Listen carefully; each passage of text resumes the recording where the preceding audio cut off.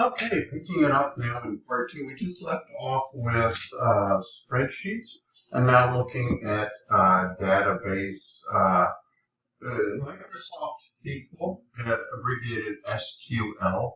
So a SQL Server is for Windows, and is considered to be one of the most popular databases in the world. There's also LibreOffice, which uses Base for Mac. And most programs build these nowadays into the database of some sort, right? So you should have easy access to those. And again, there's a description on the slide, and I've already covered the differences between spreadsheets and databases. Now, moving to the next slide in productivity tools, there is note-taking software. I would highlight that Microsoft uses OneNote. There's also Apple Notes, and Google Keep are some examples of this too. Productivity apps that include calendar and contact management. Some examples would be Insightly or Maximizer or Nutshell. Those are examples of contact management software. Cal, C-A-L, Cal Calendar, and Google Calendar are examples of calendar software. Moving on to software suite for productivity apps. Microsoft Office and Apple LibreOffice are examples of software suites. There's also Basework, Teamwork Projects, and Proof Hub. Those are examples of project management software. Coming from a technical background, I want to suggest to you that you probably want to take a class or two in these, or even become certified as a project manager in addition. It is highly valued in the business world, whether it's IT or construction or any other field, right? And this will help you to run projects and coordinate your own job tasks using these tools would be my recommendation. Now, accounting software would include FreshBooks and Pebbly and Wave. Those are examples of accounting software. Oh, by the way, as I give you the names of these, I'm not advocating for any one of them. You have to make your own personal choices. I'm just telling you some of the popular ones out there. In addition, there are personal finance applications available. Again, all of this clearly covered in the readings. I'm just giving some examples. So here I would offer that Quicken is a good option, probably. Mint. There's another one called YNAB, Y-N-A-B. These are examples of personal finance software. Continuing with productivity applications and legal software, Practice Panther is one. Clio, C-L-I-O. Another is File Vine, are examples of legal software. And I would even offer that Legal Zoom may provide some of that in addition. Tax prep software, Intuit TurboTax is wildly popular, as well as H&R Block Deluxe and Tax Act Deluxe. These are examples of tax preparation software. Then for document conversion software, Zamzar is one good one. File Zigzag is another. Doxillion, D-O-X-I-L-L-I-O-N.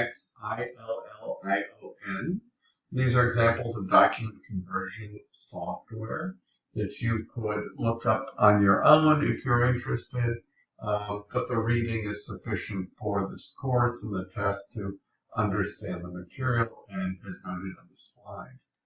Okay. There are a few others like graphics and media software. I would like to touch on just CAD. CAD software helps to create designs. So you might look to a tool called AutoCAD or LibreCAD as examples of CAD software. Then there's desktop publishing software, which enables the creation of sophisticated publications with text and graphics and colors. Adobe InDesign and Microsoft Publisher are examples of desktop publishing software. Paint.net and Adobe Photoshop Express are examples of paint and image editing software. I would say that Skylum, Luminar 4, and Adobe Photoshop are also examples of photo editing and photo management software. And there's Adobe Premiere Pro and Final Cut Pro X as examples of video and audio editing software. The Adobe Captivate and Genio, G-E-E-N-I-O. These are examples of multimedia authoring software. And then, of course, you can turn to WordPress or Bootstrap as examples of website authoring software, if that's what you desire. VLC Media Player and Pot Player are examples of the media player. Augment and Sunseeker are examples of augmented reality apps. And Google Editions and Illuminate, A-L-L-U-M-E-T-T-E.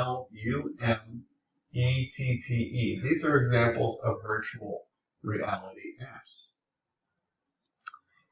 Now, there are also personal interest applications, things about our lifestyle, things that really grab us. What are our needs, like medical? So a lifestyle app is one that accelerates or supports the individual facets of our own lifestyle. And so by this I mean, types of mobile apps related to maybe fitness or dating. For example, MyFitnessPal or Joinus.com. There are also medical applications, right? So software has been developed for medical purposes, including home medical monitoring systems, medical databases for healthcare professionals, etc. So some examples of that would be Epocrates, E-P-O-C-R-A-T-E-S, and Medscape. Now there are, of course, entertainment applications. These are a necessity today, it seems like. We can always spot someone who is engrossed in such apps while commuting or having lunch at their desk. That is how entertainment app development is done, so that it can attract this massive audience, right? This entertaining us. So some applications have turned actually into a trend now. We simply cannot seem to live life without them. For example, Netflix and Spotify would be good examples of entertainment applications. Now, in convenience applications, those are the apps that make your life easier, right, or more convenient. For example, Pocket Yoga or Dream Days may be examples for you. And, of course, educational software, computer applications developed for the purpose of teaching and learning. So, for example, you might use Google Classroom or the Khan Academy. That's K-H-A-N, Khan Academy. Communications applications. These enable the application enables a set of information technology components and communication components with that to be integrated using a particular service-oriented architecture to increase productivity or organization, or just improve the quality of you, the client, the user's experience. Now we're going to transition to security tools, which is really a key point to this lesson. And many of these things are things you will want to look at and include in your course project, your final project, which is designing or developing or laying out your home security system. So, for example, you will probably have a personal firewall, sometimes called a desktop firewall. This is a software application used to protect a single internet-connected computer from intruders, from hackers. So personal firewall protection is especially useful for users with always-on connection. So if your computer is connected to DSL or a cable modem, you are always on, and you're going to want this firewall. It's important to use at least one type of firewall. A hardware firewall is a type, right? And most of us have a router in our home. A router is an example of a hardware firewall. And many of you probably also have a software firewall.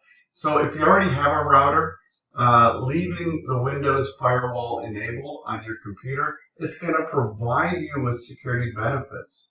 And there really isn't going to be any performance costs. You always want to consider security benefits versus performance costs. So therefore, it's a good idea to run both.